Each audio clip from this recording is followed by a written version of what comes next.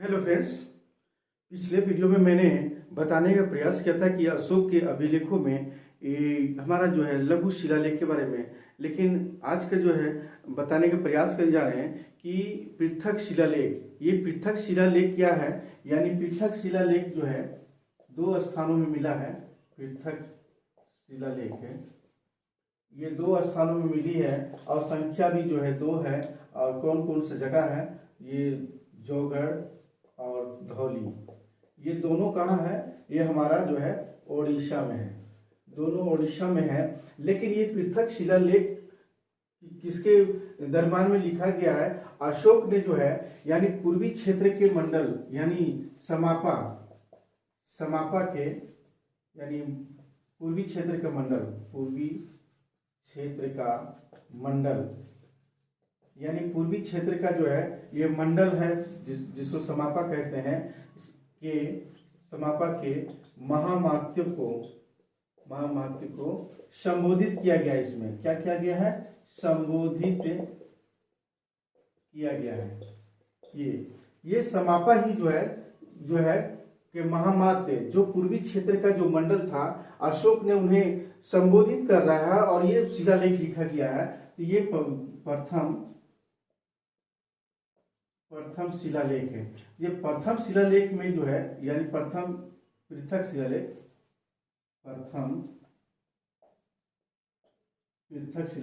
ये प्रथम शिलालेख में जो है संबोधित किया जा रहा है महामात्य को अशोक के द्वारा।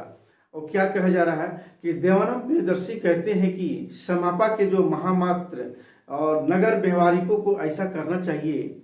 नगर व्यवहारिकों मतलब नगर से के जो अधिकारी हैं उसको ऐसा करना चाहिए कि सारी प्रजा मेरी संतान है। जिस प्रकार मैं अपनी संतति के इहलोक और परलोक के लिए हित और सुख की चिंता करता हूँ, उसी प्रकार मैं सारी प्रजा के हित और सुख की चिंता करता हूँ।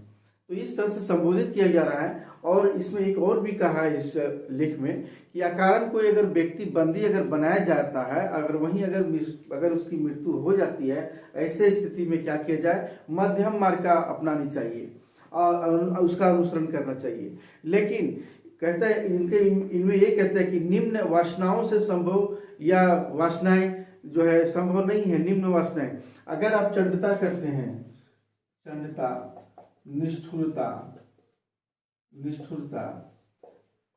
आलस्य, क्रोध, अगर क्रोध करते हैं, अगर आलस्य करते हैं और ईर्ष्या करते हैं,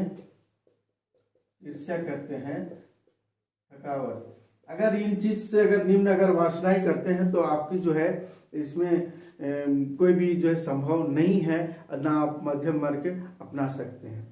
इसमें यह भी कहा कि प्रत्येक 30 से नक्षत्र में जो है धम लिपि सुनाया जाता है, यानी प्रत्येक 30 से नक्षत्र में धम लिपि जो है सुनाया जाना चाहिए, यानी धम लिपि जो है सुनाया जाना चाहिए। या जो धम लिपि का उद्देश्य इसलिए लिखाया गया है कि महामात्य नागरिक निरंतर इसका जो है पालन करे। जो अशोक के द्वारा जो महामात्य को नियुक्त किया गया या नागरिक को जो नियुक्त किया गया है वो निरंतर इसका पालन करे। और इसी प्रयोजन से इन्हीं अधिकारियों के द्वारा 5-5 वर्षों में महामात्यों का दौरे में भेजा, जिससे लोगों को निरर्थक कोई तरह का कष्ट या कारावास ना हो। तो इसीलिए प्रथम शिलालेख में यही कहा। दूसरी शिलालेख क्या कहा, यानी द्वितीय पृथक शिलालेख,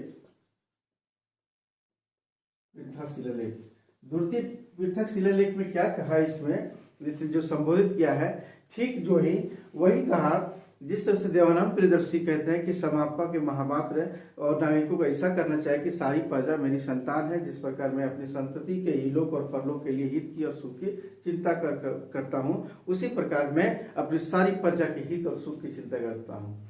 इसमें ये कहा, इस अभिलेख इस जो है शिलालेख में ये कहा, और ये भी कहा सीमावर्ती जो सीमा में जो है अगर वह अविजय थे, अगर कोई अविजय है तो उन्हें जानने की इच्छा करे कि सम्राट उनकी प्रति क्या विचार है। ऐसा कहना चाहिए कि राजा की इच्छा करते हैं, कि राजा ऐसी इच्छा करते हैं आप मुझसे आलस्य रहें और मुझसे दुखी नहीं रहे, आलस्य नहीं रहे, दुखी नहीं रहे, सुख प्राप्त, हमसे क्या करे, सुख प्राप्त करे। राजा क्षमा करेंगे, जहां तक उसे संभव करना होगा क्षमा करेंगे। उनको धर्म का आचरण करना चाहिए, उनको ऐसा करना कि राजा वैसा ही है जैसे उनके पिता है। तो इस तरह से संबोधित महामात्य को कह रहे हैं और महामात्य जो है वो उनका पालन कर रहे हैं और यही तरह जो है लिखे हुए। तो ये प्रत्येक जो लिपि जो है प्रत्येक माह के 30 नक्षत्र में, और ये भी कहा कि जितने भी लिपि है प्रत्येक माह के 30 नक्षत्र में लिखी जानी चाहिए, इसके बीच बीच में सुनवाई की जानी चाहिए। तो ये द्वितीय शिलालेख में यही कहा था। अब हम देखते हैं कि पृथक शिलालेख के बाद जो है गुहा लेख के बारे में।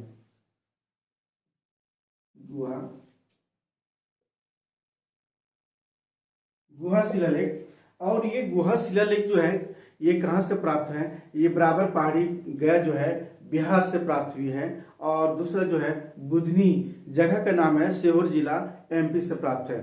तो गुहा शिलालेख हम देखते हैं ये कहाँ प्राप्त हुआ है, ये बराबर पहाड़ी गुफा में, यानी बराबर पहाड़ी जो है ये गया में है, जो आज हम लोग बिहार बोलते हैं। और दूसरा जो बुधनी जो है नाम है, जगह का नाम, वो सीहोर जिला है, सीहोर जिला एमपी से प्राप्त है, मध्य प्रदेश से। तो इस तरह से जो है हमारा मिला है। तो ये हमारा कहाँ मिला है, 3 मिला है और इसमें 1 मिला है बुधनी को। तो सबसे पहले देखते हैं गुहा शिलालेख जो है, यानी हमारा 3 और 1 4 गुहा लेख शिलालेख प्रथम, यानी गुहा लेख प्रथम में क्या दिया हुआ है, इसमें यही दिया कि देवानंद प्रियदर्शी ने जो है अपने राज्याभिषेक के जो है 13वें वर्ष में अपने नवग्रोध गुफा को जो है क्या किया, अपने आजीवकों को जो है दान दिया। आजीवक संप्रदाय के जितने भी सन्यासी थे उन लोगों को जो है गुफा जो है वो दान किए थे। तो इसलिए क्या कहते हैं, देवानाम प्रियदर्शी, क्या है, देवानाम प्रियदर्शी। यही क्या कहते हैं इसमें देवानाम प्रियदर्शी, कि इसमें 13वें वर्ष राज्याभिषेक के, क्या है, राज्याभिषेक के 13वें वर्ष में नवग्रोध गुफा को आजीवकों को दान दिया, आजीवकों को दान किया। इस शिलालेख में यही किया गया है। दूसरा देखते हैं गुहा शिलालेख, दूसरा में दिया गया है यही कि देवानाम प्रियदर्शी ने अपने राज्याभिषेक के, ये देवानाम प्रियदर्शी जो है अपने राज्याभिषेक के जो है राज्याभिषेक के, ये कौन सा वर्ष में दिया गया है, ये भी जो है 13वें वर्ष में अस्खलित पर्वत, सुंदर जो अस्खलित पर्वत है वो भी आजीवकों को दान दिया। यानी ये भी जो है 13वें वर्ष में जो है क्या किया, सुंदर जो है, सुंदर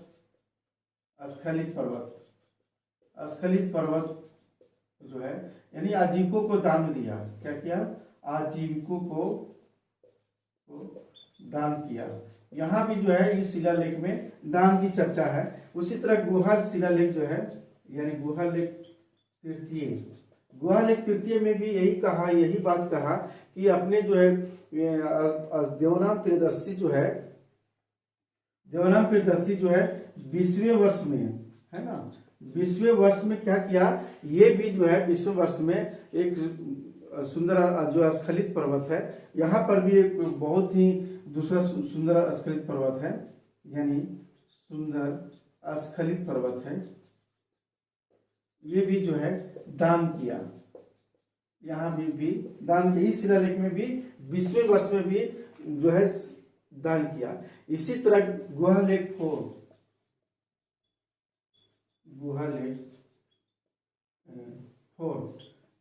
4 में देखते हैं, इसमें क्या कहा कि ये तीनों जो है गुहा लेख 1, गुहा लेख 2, गुहा लेख 3, ये तीनों जो है ये दान से संबंधित है। आजीविकों को दान में दिया गया। यहाँ पर जो है नगरोध गुफा को और स्खलित पर्वत को और एक सुंदर स्खलित पर्वत को, यानी इन्होंने जो है इस अभिलेख में जो है दान की चर्चा की गई है। लेकिन गुहा लेख 4 में जो क्या है इसमें दिया गया है कि अस्पष्ट है, कोई बता रहा है इस अभिलेख में यह अस्पष्ट है, कोई लेख नहीं है, यानी इसमें बताने के प्रयास की कोई तिथि नहीं है, कोई लेख नहीं है, यानी कोई तिथि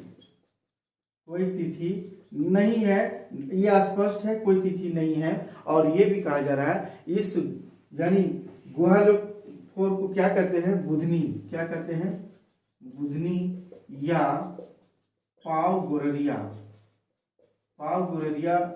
लेख के नाम से जाना जाता है। ये ध्यान में रखेंगे कि गुहा लेख 4 जो है यानी जो हमारा मिला है ये बुधनी, ये जो मिला है ये क्या मिला है हमारा, ये बुधनी के जो है जो एमपी सीहोर जिला में प्राप्त है। इस अभिलेख को हम लोग बुधनी या पाव गोररिया लेख के नाम से जाना जाता है।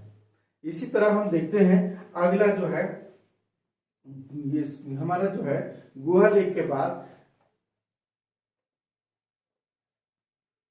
तो हम लोग इसके बाद देखते हैं कि कौन सा अभिलेख, यानी हम देखते हैं कि जो है लघु शिलालेख क्या है। अब हम लोग देखते हैं लघु शिलालेख। इसमें लघु शिलालेख जो अशोक ने जो लिखवाए हैं वह जो है ये संख्या में जो है कितनी 18 संख्या है। तो 18 संख्या है, इसमें क्या है 18 स्थानों में है और 18 भी है ये हमारा। तो ये कौन कौन सा 18 ये जगहों के नाम है ये हम थोड़ा सा देख लेते हैं। सासाराम हमारे बिहार में है और इसमें और दिखाया गया है अहरोरा, क्या है अहरोरा हमारा यूपी में है। इसी तरह जो है रूपनाथ है ना, क्या है रूपनाथ, ये रूपनाथ कहाँ है हमारा, ये भी जो है एमपी से है, क्या है एमपी। एक और है गुर्जरा,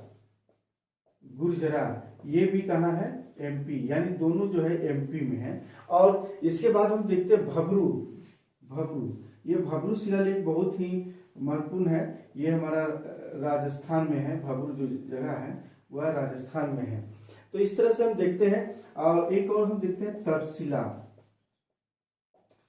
बारे में तो जानते ही होंगे। तक्षशिला हमारा जो है कहाँ है, पाकिस्तान में है, अभी पाकिस्तान में है ये तक्षशिला, है ना। इसके बाद जो है लमगान, ये भी बहुत ही महत्वपूर्ण है।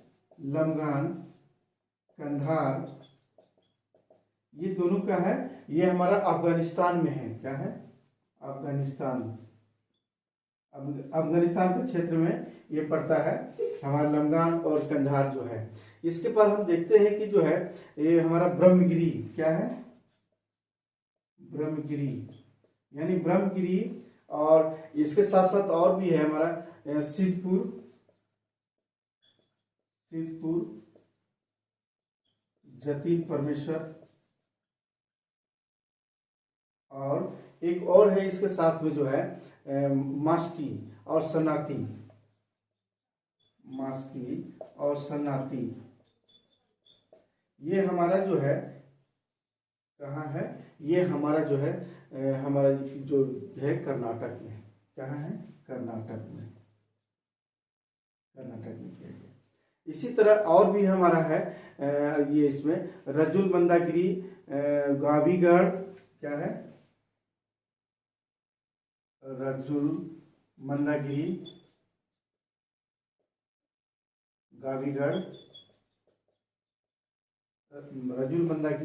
गावीगढ़,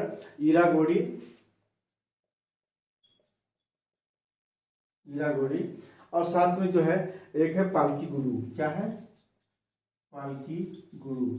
ये हमारा जो क्षेत्र है ये कहाँ पर है हमारा, ये हमारा आंध्र प्रदेश में है।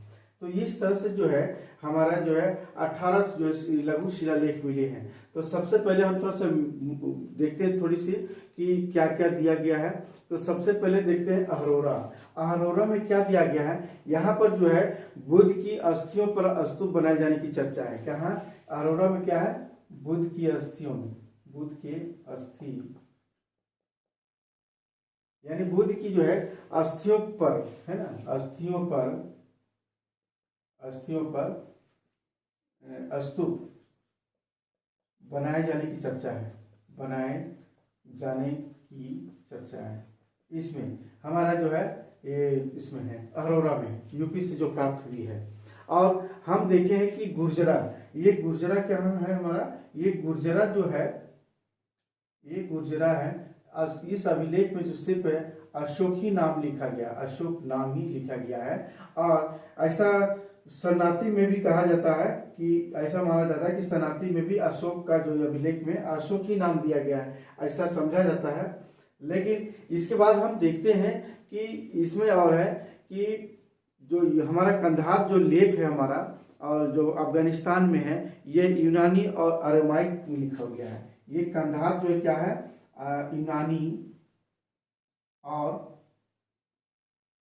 अरमाइक, यानी यूनानी अरमाइक जो है भाषा और लिपि में लिखा गया है, भाषा और लिपि, यानी हमारा अरमाइक और भाषा और लिपि है हमारा, यूनानी भी यही है। सिर्फ कंधार में ही हमें यूनानी और अरमाइक भाषा मिली है, और लिपि भी हमारा यूनानी और अरमाइक है, इस तरह से।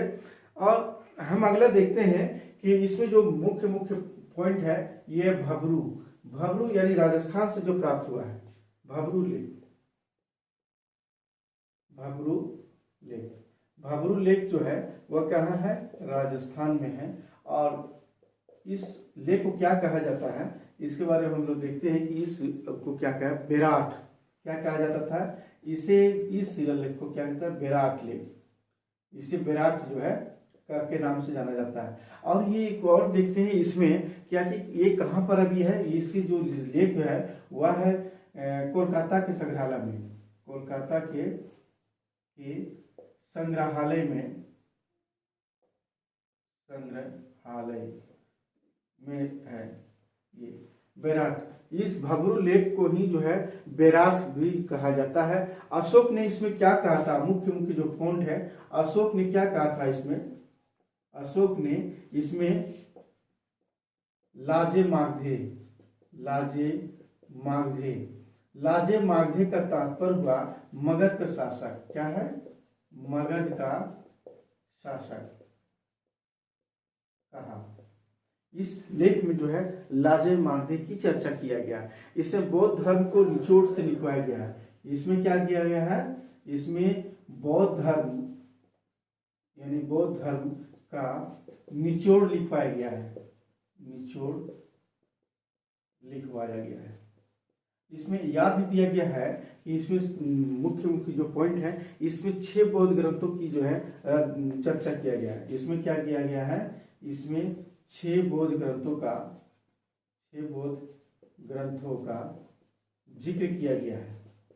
और ये कौन कौन से 6 है वो हम लोग देखते हैं कि कौन कौन सा। ये था हमारा विनय समुकस,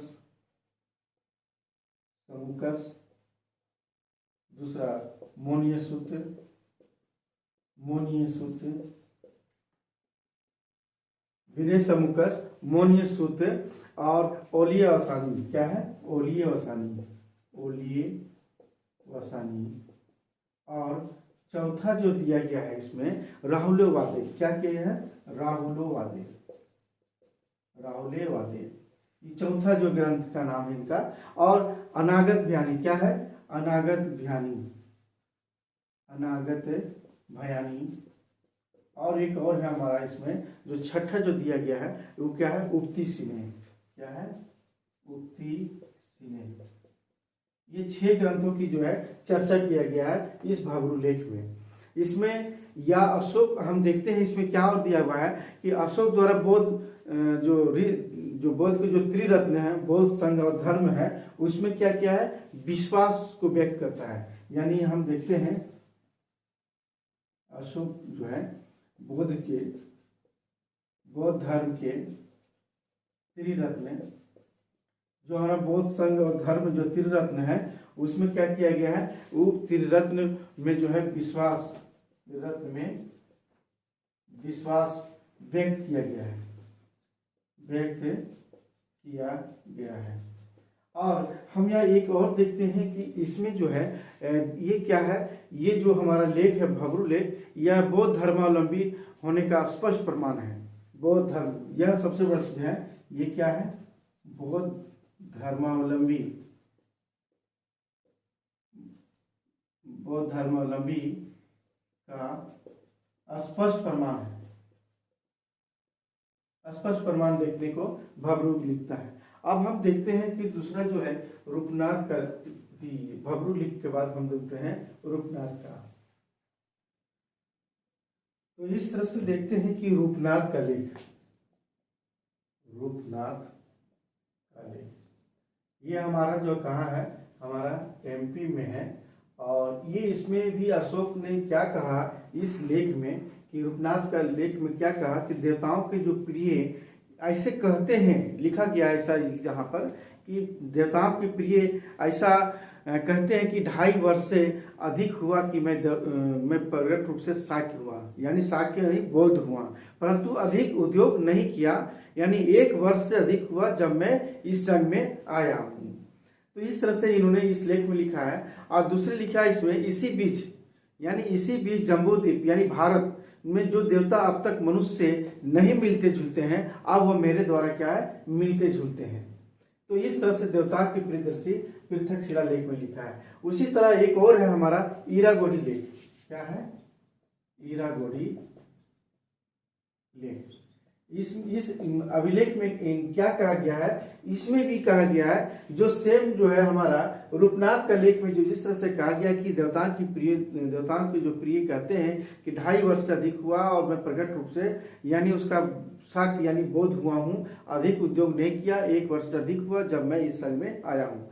इसके बाद इसमें इस लेख में क्या लिखा हुआ है कि देवताओं के प्रियदर्शी कहते हैं कि राजा की आज्ञा के अनुसार ही आपको क्या करनी चाहिए, आपको जो है काम करने चाहिए और चलना चाहिए। आप लोग जो है रज्जुक नामक अधिकारी को आदेश देंगे। रज्जुक कौन है, अशोक के जो अधिकारी हैं। और रज्जुक क्या करेंगे, रज्जुक लोग जो है ग्रामवासियों या जितने भी राष्ट्रिकों को आदेश देंगे कि माता पिता की सेवा करना यही साधु है। यानी इसमें रज्जुक नाम आया, यानी रज्जुक जो इसका अधिकारी है, क्या है, अधिकारी है, इन्हीं के द्वारा जो है बात करने के लिए कहा गया। यानी इसमें इन्हीं को संबोधित कर रहा है कि आप लोग रज्जुक नामक अधिकारी को आदेश देंगे और रज्जुक क्या करेंगे, सभी लोग जो है आदेश देंगे और रज्जुक क्या कहेंगे कि रज्जुक भी आदेश देंगे कि माता पिता की सेवा करना ही साधु है। तो इस तरह से ईरागोडी लेख में लिखा गया है। एक और आता है हमारा इसमें कंधार लेख, यानी कंधार लेख। ये हमारा कंधार लेख जो है वो हमारा जो है कहाँ है, हमारा अफगानिस्तान में है, अफगानिस्तान। तो इस लेख में भी क्या कहा गया है कि सबसे पहले इसमें जो है, इस लेख में अशोक ने जो है अपने द्वारा पशु वध जो प्रतिबंध होने की सफल घोषणा किया था। यानी हमारा कंधार लेख से ही पता चलता है कि अशोक ने पशु प्रतिबंध पर जो है ये पूरी तरह से जो है बंद की प्रतिबंध किया गया है। इसमें यह भी कहा गया है कि मछुआरे और बहलियों की गतिविधियों को यानी हिंसक माना गया है। अशोक के अनुरोध जो है, अशोक के अनुरोध पर ही जो इन्होंने गतिविधियों को बंद करके यानी कृषक रूप में जीवन बिताना शुरू किया है। तो ये कंधार जो लघु शिलालेख है बहुत ही महत्वपूर्ण है, जो इसमें यही कहा कि जिस तरह से अशोक ने जो पशु वध प्रतिबंध होने की सफल घोषणा किया गया है, लेकिन अशोक के अनुरोध पर ही जो है यह भी गतिविधियों को बंद करके और क्या कहा गया है, कृषकों को जो है यानी जीवन बिताना चाहिए, यानी पशु वध क्या है, पशु वध प्रतिबंध की बात कहा गया है। और उसके बाद क्या है, कृषि कार्य करने के लिए यानी कृषि कार्य करने की सलाह दी गई है। ये बहुत ही दोनों इंपॉर्टेंट है कि कंधार शिलालेख में ये बात कही गई है। इसके बाद हम देखते हैं, अब देखते हैं अगला जो है क्या है, स्तंभ लेख शिलालेख। हम लोग मुख्य बिंदु पर चर्चा करते हैं जो प्रतियोगिताओं परीक्षाओं से संबंधित जो पूछे जाते हैं, इसीलिए जो है मुख्य बिंदु पर हम चर्चा करते हैं। इसके बाद हम देखते हैं कि स्तंभ लेख श्रृंखला क्या है, स्तंभ लेख श्रृंखला। स्तंभ लेख श्रृंखला जो है वह जो जो स्थान है ये भी क्या है, कौन भाषा में है, ये लिपि है, क्या है, लिपि ब्राह्मी में है और भाषा ये हमारा प्राकृत में भी है। यानी इसमें क्या दिया हुआ है, यानी प्राकृत भाषा में, प्राकृत भाषा में ये स्तंभ लेख श्रृंखला जो है। और इसमें क्या गया है कि इसमें 6 यानी 6 हमको देखने को मिलता है, यानी स्तंभ लेख श्रृंखला जो 6 मिली है, इसमें क्या है, अशोक के धर्म की दार्शनिक व्याख्या किया है। इसमें मुख्य रूप से क्या गया है, यानी अशोक के धार्मिक, यानी इसको क्या किया गया है कि धार्मिक यानी दार्शनिक व्याख्या किया गया है, धार्मिक के या दार्शनिक क्या किया है, व्याख्या किया गया है इस लेख में। और इस लेख में और भी क्या कहा गया है कि यह स्तंभ लेख पर जो है हम ये देखते हैं कि 6 जो अभी बारी बारी से देखेंगे कि कौन कौन सा लेख है भी है। तो सबसे पहले हम देखते हैं कि इसमें बारी बारी से हम थोड़ा सा नाम बताते हैं कि कौन कौन सा है। तो स्तंभ लेख श्रृंखला के बारे में ये सबसे पहले हम देखते हैं कि जो लेख है वह क्या है, लोरिया अरेराज, लोरिया अरेराज, लोरिया नंदनगढ़, ये दोनों हमारा जो कहाँ है, ये हमारा बिहार में है, क्या है, बिहार में है, बिहार में। उसी तरह और भी हम देखते हैं कि लोरिया नंदनगढ़ और लोरिया अरेराज जो बिहार में है। उसी तरह रामपुरवा है, क्या है, रामपुरवा। और रामपुरवा एक और भी इसमें है कि प्रयाग, क्या है, प्रयाग, प्रयाग, रामपुरवा। और ये दोनों कहाँ है, हमारा यूपी में ही है हमारा। और इसमें एक देखते हैं कि दिल्ली और मेरठ है ना, दिल्ली क्या है, दिल्ली जो मेरठ में, और एक है दिल्ली लाजपत राय, दिल्ली लाजपत राय। ये तो हम देखते हैं कि यही जो है दिल्ली टोपरा है, दिल्ली टोपरा, दिल्ली सॉरी दिल्ली टोपरा, ये कहाँ है, हरियाणा, हरियाणा। तो हम ये देखते हैं कि अशोक जो है इसमें धर्म यानी धर्म के दार्शनिक सिर्फ व्याख्या किया गया है ये स्तंभ लेख श्रृंखला में। और हम यहाँ देखते हैं कि जो लोरिया नंदनगढ़, लोरिया अरेराज जो बिहार है, रामपुरवा, प्रयाग, प्रयाग का ही यानी इसमें दिया गया कि प्रयाग स्तंभ पर ही जो है 6 लेखों के बाद जो है यानी रानी के लेख खुदा हुआ है, यानी प्रयाग का ही जो एक जो है हमारा दिल्ली में ही है। तो इस तरह से 6 एक साथ हुआ हमारा इस लेख में।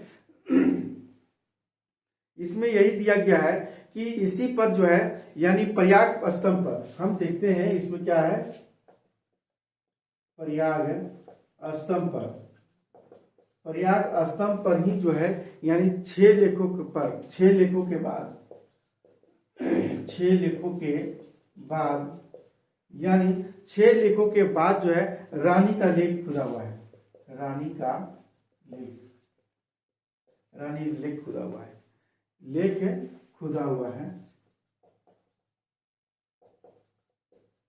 दूसरा हम इसी में देखते हैं, इसी में जो लेख में यानी प्रयाग स्तंभ पर ही जो है इसी पर जहांगीर का जो है लेख खुदा हुआ है, इसी पर जहांगीर का लेख खुदा हुआ है।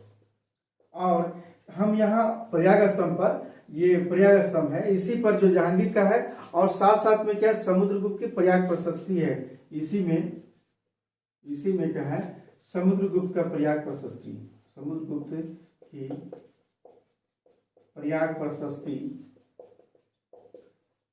का लेख खुदा हुआ है। यानी इसी प्रशस्ति भी इसी में समुद्रगुप्त की प्रयाग प्रशस्ति भी लिखी गई है।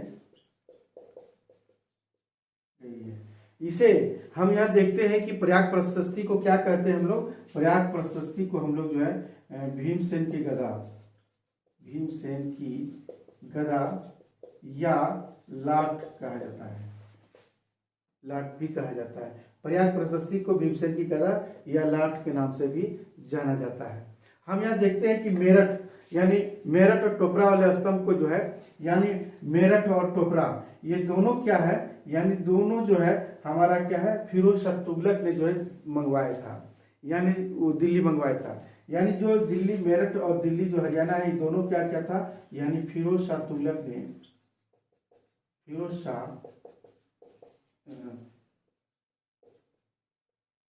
तुगलक ने, यानी दिल्ली मेरठ, कहने का तात्पर्य इनका ही हुआ कि दिल्ली मेरठ, मेरठ हो गया और दिल्ली, फिरोज शाह तुगलक ने मेरठ और टोपरा को दिल्ली मंगवाया था, दिल्ली मंगवाया था। इसमें एक और देखते हैं कि इसमें क्या है कि लोरिया नंदनगढ़ जो है, जो हमारा ये दिया हुआ है लोरिया नंदनगढ़, इसी स्तंभ पर औरंगजेब का ही लेख खुदा हुआ है। यानी लोरिया नंदनगढ़ पर, लोरिया नंदनगढ़ के लेख पर क्या है, औरंगजेब का लेख है, खुदा हुआ है। तो इस तरह से देखते हैं कि यह स्तंभ लेख श्रृंखला ये हमारा हुआ कि भाषा भी जो है और लिपि भी ब्राह्मी और प्राकृत है। अशोक के जो है धार्मिक यानी दार्शनिक व्याख्या के सिर्फ इसमें चर्चा किया गया है। तो इस तरह से देखते हैं। अगला हम देखते हैं,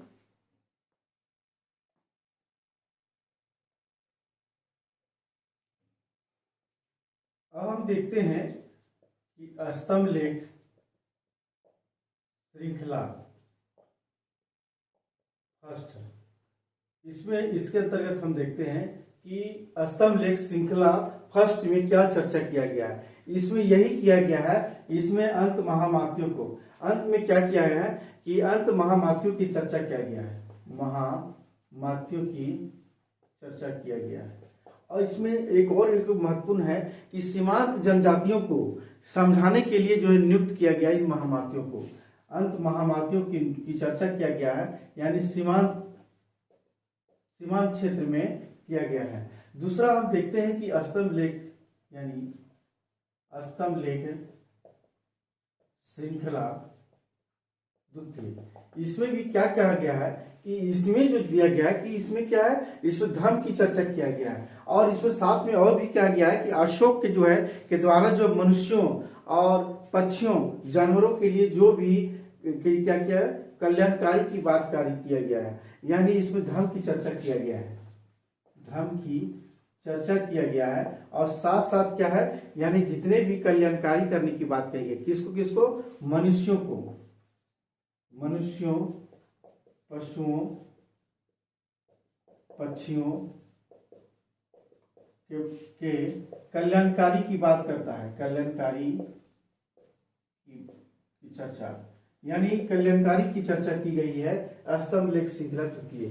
इसी तरह हम देखते हैं कि स्तंभ लेख है श्रृंखला, यानी स्तंभ लेख श्रृंखला तीसरा में क्या क्या दिया, महत्वपूर्ण जो है इसमें क्या दिया गया है। इसमें भी दिया गया है कि मनुष्यों द्वारा जो है, यानी इसमें जो मनुष्यों द्वारा जो है आत्म परीक्षण कठिन है, क्या है, मनुष्यों द्वारा जो है आत्म परीक्षण जो है कठिन है, और निम्न बातें जो है पाप की ओर ले जाते हैं, जैसे चंडता है, निष्ठुरता है, अभियान है, त्वरता है, इसी प्रकार जो है हमारा क्रोध। तो इस स्तंभ लेख श्रृंखला में यही दिया गया है कि मनुष्य द्वारा आत्म परीक्षण कठिन है, क्या है, कठिन है। और इसमें क्या है कि इसमें जो है लोग हमारा जो है निम्न जो जितने भी बातें हैं वो पाप की ओर ले जाने की बात करती हैं, यानी पाप की ओर ले जाने की चर्चा क्या है, ईर्ष्या है, क्रोध है, चंडता है, त्वरता है, मतलब इत्यादि। यानी यहाँ पर जो मनुष्य द्वारा आत्म परीक्षण कठिन की बात करता है। इसी तरह स्तंभ लेख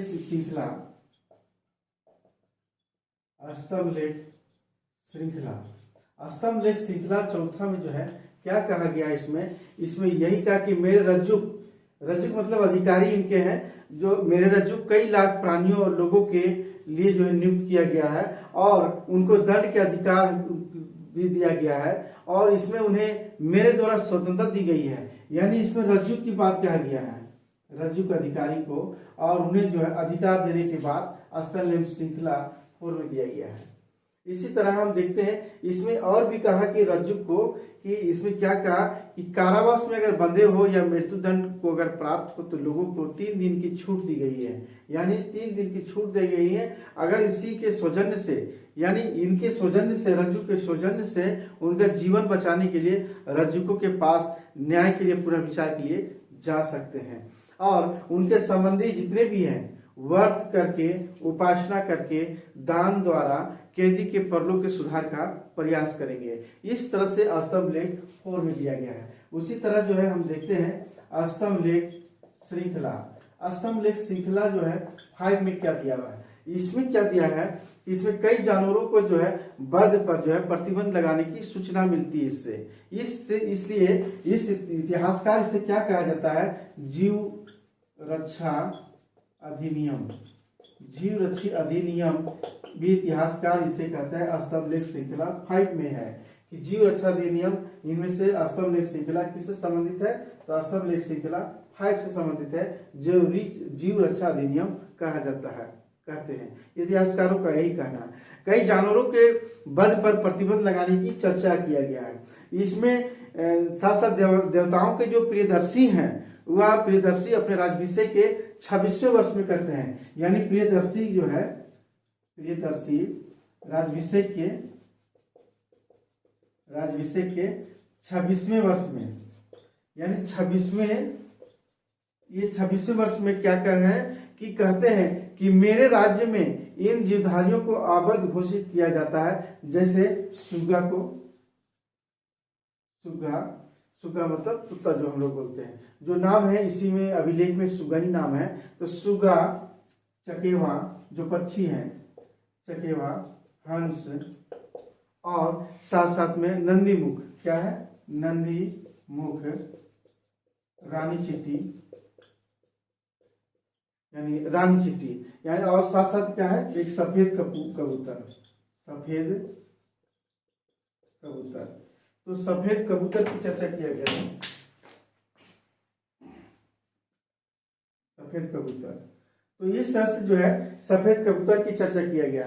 और इन्होंने ये भी कहा कि अगर ये इस अभिलेख में ये भी कहा गया है कि अगर कोई गर्भणी या कोई दूध पिलाती बकरी हो, भेड़ी हो या सुकरी हो तो उससे आबद्ध है, उस पर कोई मारनी नहीं चाहिए। तीनों चौमासों में, यानी पूर्णमासी में, चतुर्दशी में और अमावस्या में मछलियां नहीं मारनी चाहिए और ना ही खानी चाहिए। अशोक ने यह भी कहा कि 26वें वर्ष में मैंने 25 बार बंधन मोक्ष दिया। क्या है, बंधन मोक्ष दिया है। उसी तरह हम देखते हैं स्तंभ लेख श्रृंखला, स्तंभ लेख 6 में, इसमें क्या कि इसमें धार्मिक सहिष्णुता की बात कही है। क्या क्या इसमें क्या है, धार्मिक सहिष्णुता की बात कही गई है। धार्मिक सहिष्णुता क्या है, धार्मिक सहिष्णुता की बात, यानी इसमें धार्मिक सहिष्णुता की बात कही गई है स्तंभ लेख श्रृंखला 6 में। और इसी तरह 7वां, यानी स्तंभ लेख जो 7वां में क्या कहा गया है, इसमें ये भी कहा गया कि केवल टोपरा पर स्तंभ लिखा हुआ है। इस पर ये स्तंभ लेख जो 7 जो हमारा जो है ये क्या है, टोपरा पर लिखा गया है और रज्जु कई लाख प्राणियों पर नियुक्त है और मेरे द्वारा जो है आज्ञापित है और इस प्रकार का आदेश दे। तो इसमें एक और महत्वपूर्ण बातें कही गई है कि धम्म महामात्र नियुक्त किए गए हैं और धम्म श्रवण किया गया है। सड़क के किनारे बरगद का पेड़ तथा आम्र वाटिकाएं जो है लगवाए गए हैं और कुएं भी जो है खुदवाए गए हैं। धम्म महामात्र इसमें किया गया है कि आम्र वाटिका लगाए गए हैं, आम्र वाटिका, और बरगद का पेड़, बरगद का पेड़, बरगद का वृक्ष है, और क्या है, कुएं खुदवाए गए हैं, कुएं खुदवाए गए हैं।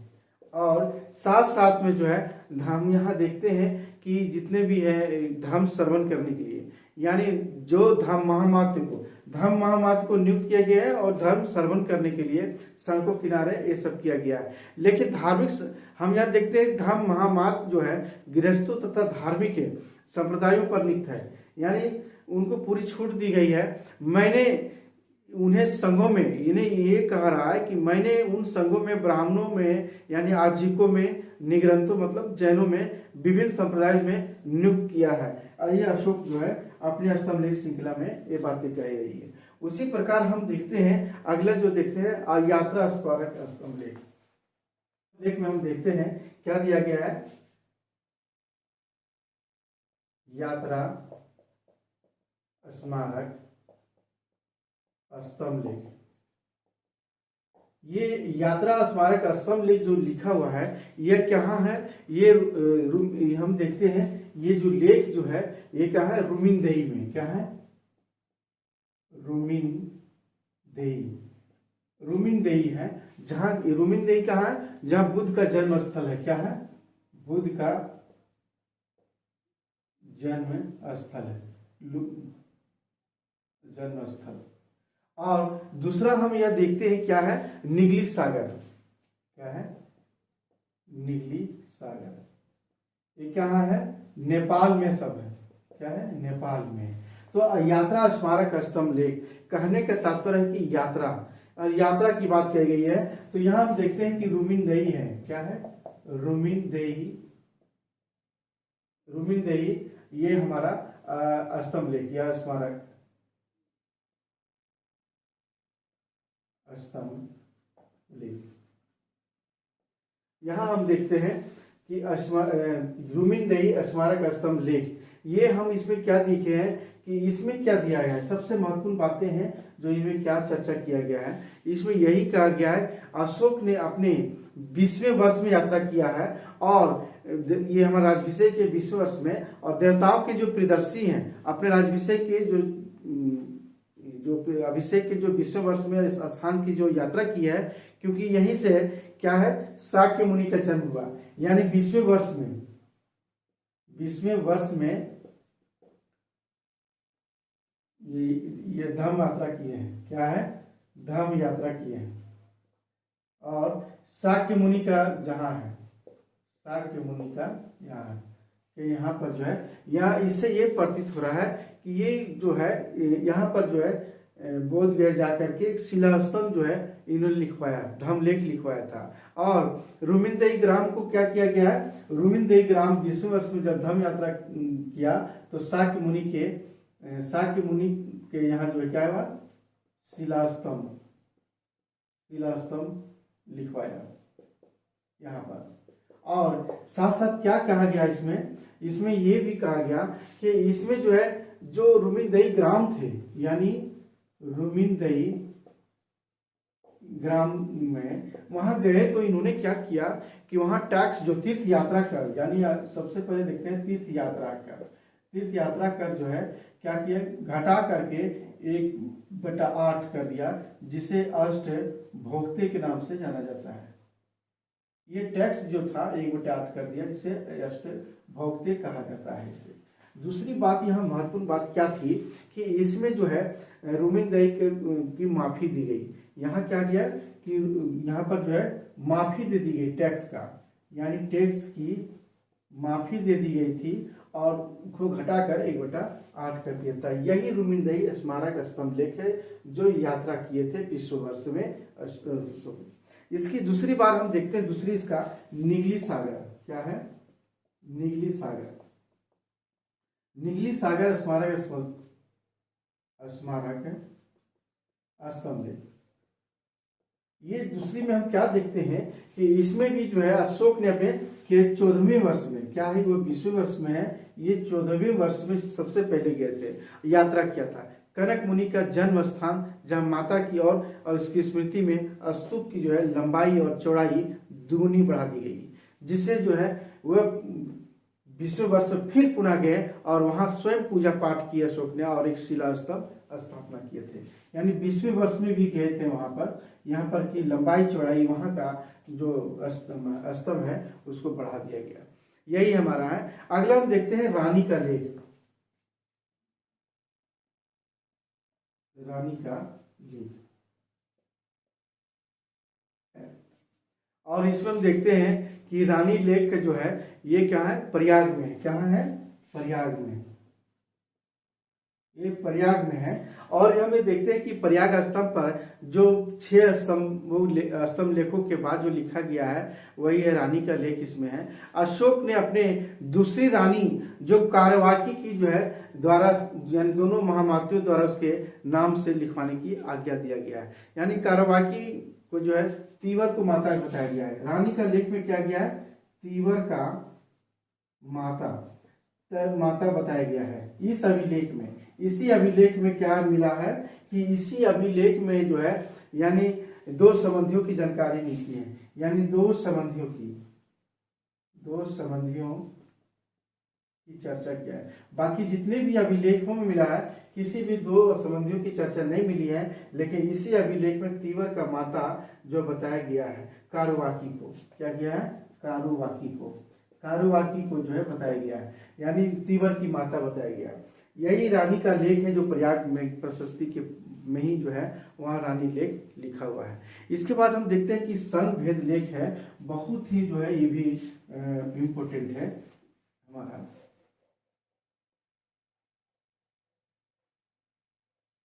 संघ भेद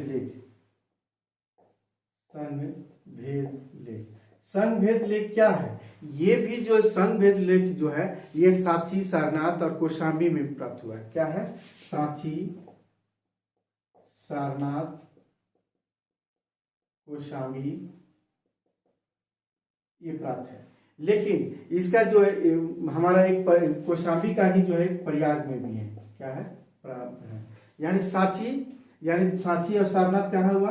हमारा एमपी हो गया।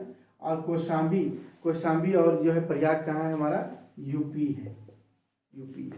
यानी हम देखते हैं कौशाम्बी का ही जो है एक प्रति जो है, यानी कौशाम्बी का एक प्रति ही जो है हमारा प्रयाग में है, यह किया गया है। तो इसमें हम देखते हैं कौशाम्बी लेख का ही एक प्रति जो है प्रयाग प्रशस्ति में उपलब्ध है, यानी इसमें। और दूसरी हम देखते हैं कि संघ भेद लेख अशोक धर्म से संबंधित। क्या है? इस संघ भेद क्या है? अशोक यानी किससे है? यानी बौद्ध धर्म से संबंधित है। क्या है? बौद्ध धर्म से संबंधित है।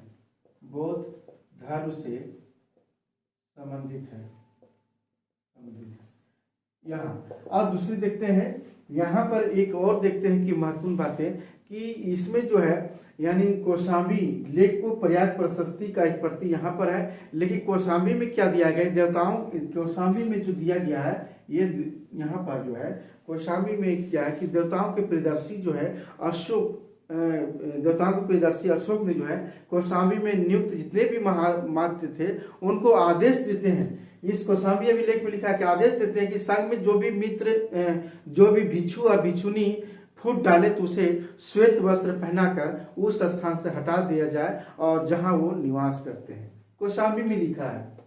लेकिन इसी तरह जो है हम एक और देखते हैं सांची में भी यही बातें लिखी गई है कि मेरी इच्छा यही बातें कहेगी कि देवताओं के प्रियदर्शी को जो है, जो भी हमारा जो है सांची में जो नियुक्त है, अगर कोई भी संघ में अगर कोई भिक्षु या भिक्षुनी अगर फूट डाले तो उसे स्वस्थ वस्त्र पहना करके हटा दिया जाए जहां निवास करते हैं। और ये भी बात कहा इसमें सांची अभिलेख में, ये भी कहा कि मेरी इच्छा की संघ में एक और चिर अस्थायी रहे।